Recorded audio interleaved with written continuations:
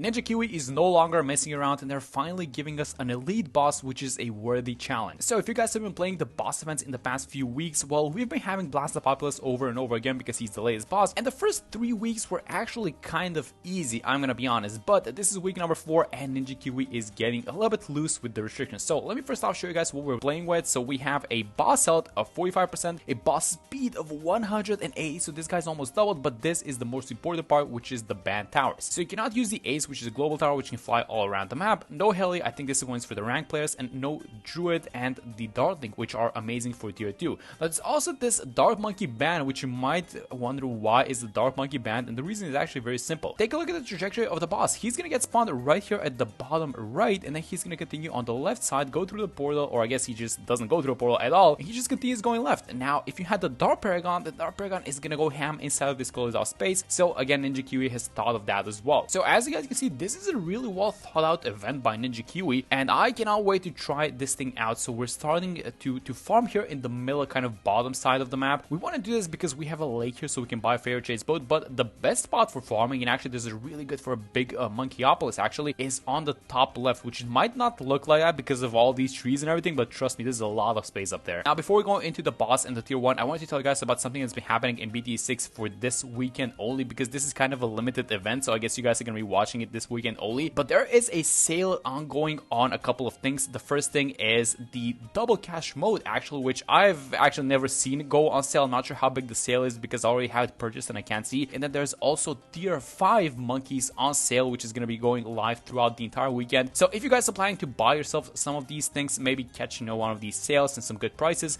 don't forget to use my code EATTHEREAD in the Bloons store. It really helps out the channel. Look at this thing. Even though they banned like all these farming heroes, Quincy is defending by himself. It's round 35 and we leaked a little bit of lies, but that's not a problem. He's defending everything by himself, so he's allowed us to buy 5 marketplaces and a merchantman. I'm actually gonna get the grape shot onto this guy so we can get some extra damage versus the Bloons. And after we buy the favorite trades, I think that's gonna be the time in which we need to start thinking about what we're gonna do to defend the tier 1. Alright, so it's round 39 and I have 2 strategies that I plan on using onto the tier 1. So let's try with the first one. This is gonna be a spike storm strategy, which I would absolutely love to buy in the range of the village. So then let's see how we can do. So remember, the boss HP is at 50%, but he's also a lot faster. The speed is doubled, and also the map is kind of short. So yeah, I'm not even sure if this is gonna work. I really wanted to try it because this seems like a good strategy in general, and one of the spike storms is ready, so let's use it. Let's see how much damage we did. Oh, that's not too much. I mean, it's a decent amount, but it's not too much. Let me get the second spike storm going as well. Yeah, this strategy is getting a little weird. I feel like, yeah, because the track is so short and the boss is so fast, I'm not even sure if this is gonna work. You know what, maybe we can do something like this. Maybe we can buff up the damage that this guy takes by 1.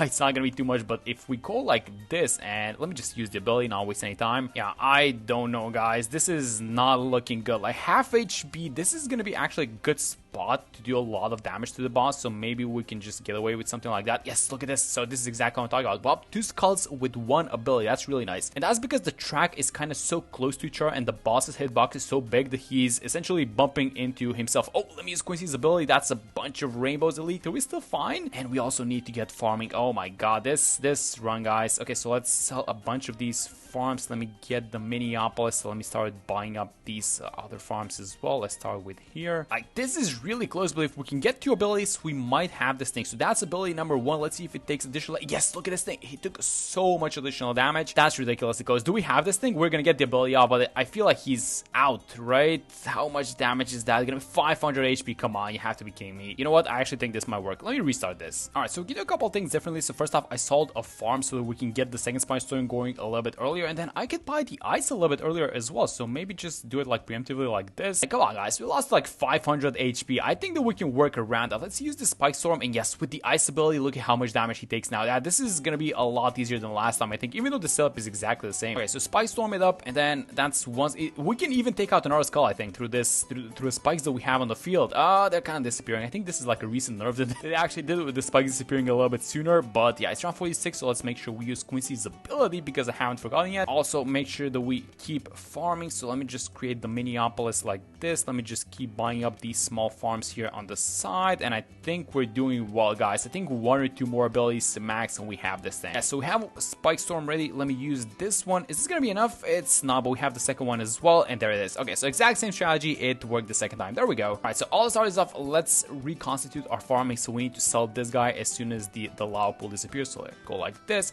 Sell both of the spikes. That's a lot of money that we just got. So I think it's a good idea if we actually go for a 4-2-0 farm over here, and let's just keep farming, and let's make sure we're watching our defenses as well. So Quincy is on this buff top tile, but it's not gonna be enough damage versus the 50s by himself. So we are probably gonna need to buy the Giant's Breath. Actually, let me get the overclock. So get the overclock hooked up to a tech pot. I'm gonna have the overclock on the 4-2-0 farm, and I think we're just gonna be buying just a bunch of 0-2-3 farms actually until we get to tier 2. And then let me show you guys this farming space here on the top left that I was talking about. So look at this thing. You can have, I think you can have 9 farms. I'm not even kidding, 9 farms in the range of a Monkeyopolis if you do everything correctly, and that is without an overclock, which is absolutely insane. You guys seen this? 1, 2, 3, 4, 5 farms. Let's make all of these guys 0-2-3 for now. Then we're going to replace them eventually with 4-2-0s and just stop at farms like in general. All right, we're doing super well with the farming so far. We're making a lot of money, and I'm actually saving all this cash on purpose because I want to be buying a carpet of spikes. So let me start off with the carpet of spikes and see how much damage it does. See, that's not a lot of damage that this thing does by itself. So it's gonna need a damage amplification tower. I'm not even sure if this is like the correct way to beat the tier 2 actually. Okay, you guys know what? I'm not gonna be buying a damage amplification tower while the boss is on the right side. I'm gonna save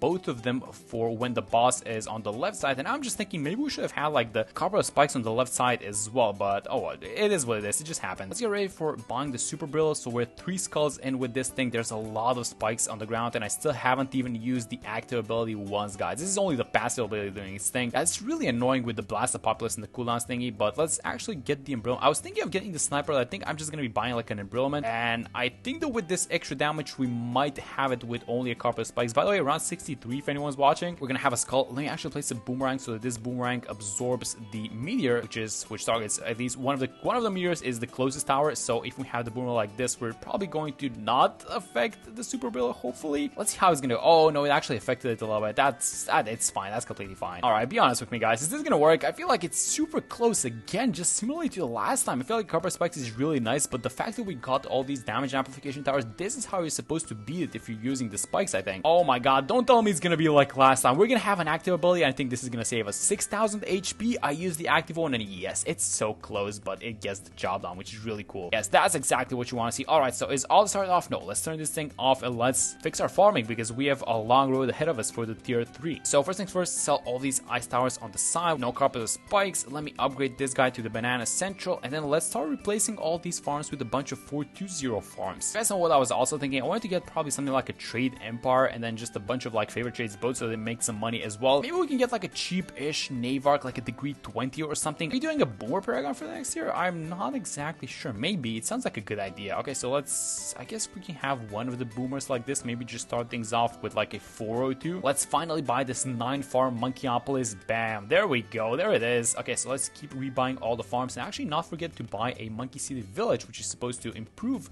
the Monkeyopolis cash generation as well. So let's try and defend the tier 3 with a boomer paragon, which is going to be just the degree 1 boomer paragon, but hopefully it works. I want to defend it only on the left side, so I'm going to be having these tier 5s here on the side. Let's actually buy a couple of small boomerangs, although I'm not exactly concerned about the degree. I'm more concerned about the money, like in general, if we're going to be able to buy this thing on time. Okay, so Sean 81, this guy is going to go on the other side, and we're not exactly making that much money, so I think I might want to sell the monkey wall sheet. It's $80,000. The boomer paragon is $250. So let's actually let these guys generate a little bit of cash, and I think it's going to be, yeah, now is about the time when we sell this thing. It's going to be right on the spot with $250,000. So let's just buy this thing. It's going to be a degree 21, and I think this is going to be more than enough actually to defeat Blastapopoulos, although the boomer paragon is going to get stunned like for the majority of the time, right?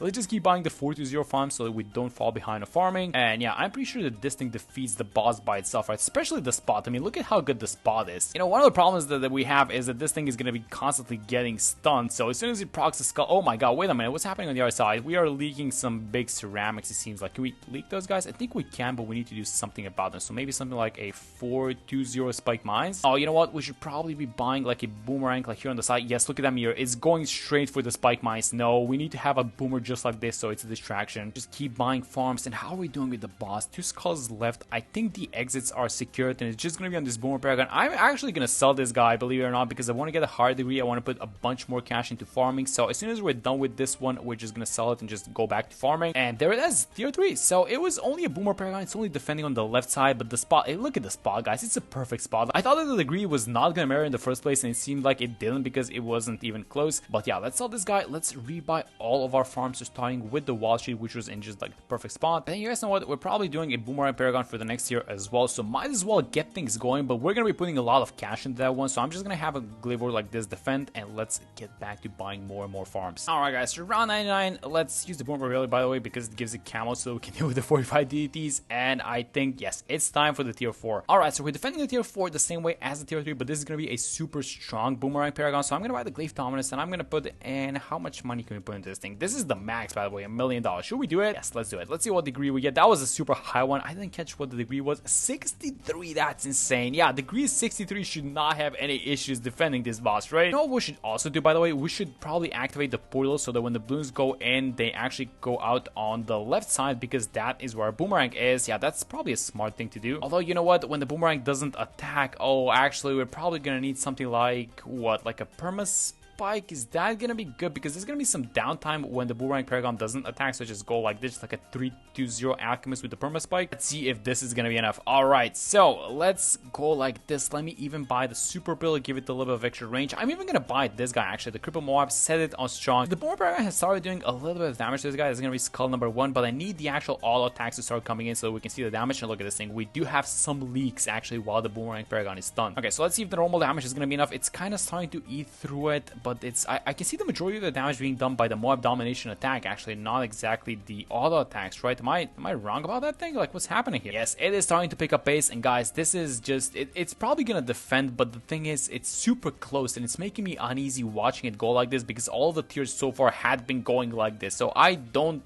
like this at all. Again, look at this thing. It's gonna be a super close defense, but we do get it. This is the tier 4, so we're gonna keep the boomerang paragon. We're making a lot of money, so that's really good, but I actually don't know what the tier 5 defense is supposed to be on this map. So let's try and farm as much money as possible, and I'm gonna see you guys in a second for tier 5. Alright everyone, so tier 5 is about to appear, and let me tell you what the plan is, and then if we need to, we can change it. But for now, I want to try the VTSG, which I want to have right here. I started preemptively ultra boosting this guy because Blastapopoulos delays the cooldown, so we are up to 8 stacks. I think we can get up to 10. So let me sell a bunch of these farms. Let me get the Buccaneer Paragon, let me get the VTSG, and I'm gonna see you guys in a second. Well, this is an interesting development. So here is what happened. I was able to buy the Navark, which is the grade 17, not too much, but it is what it is. We bought the VTSG, we have the 63 Paragon, which we bought for the tier 4, which is the boomer one, and then we have so much money left over that we can probably get away with a sub Paragon as well, which is not gonna do too much, but I think that we can just probably do it. So let's just go like this, put all the money that we have, because I bought all the damage amplificators, and what's the degree that we have? 47 on this guy. That's not too bad. There it is. Alright, tier 5 is out. Let's see how we can go about this guy. This is gonna be the toughest one. I actually have no plan for this one. Usually I would have used something like the Goliath or the Ninja Paragon, but because, you know, the Ninja doesn't exactly work that well, I don't think the Goliath is banned. We are gonna have to just patch these defenses up. Here goes the VTSG, by the way. So this tower can actually see through the obstacle. I tested this before starting this, actually, so I know it works. I tested this in Sandbox. So this guy can actually see above this wall, which is really nice. He starts getting the damage in a little bit sooner. And I also bought the Call to Arms and the Homeland Defense so we can alternate. Also, there's like this cooldown thingy with this boss, which is really annoying. So yeah, I think it's better to have 2 of these abilities than just one. And let's use everything. And is this gonna be enough, guys? So the Sub Paragon is gonna stop attacking at a certain point. He did 3 million damage so far, which is nice. I don't think that all of this damage was done to the boss, by the way, but it's fine. It's better than nothing. And this guy putting all these abilities on cooldown, even though I haven't used them, is pretty much the most annoying thing ever. So yeah, the Call to Arms, let me just please use it once. Yes, there we go. We saw the Homeland once, and I don't think we're seeing it again, guys, until the end of this run. But I think the left side is actually our stronger side, believe it or not, because we have the 63 Boomer over here, and we have all these damage amplification towers. So yeah, the Boomer and the Sub Paragon are just defending these small balloons, and then it's all on the VTSG and the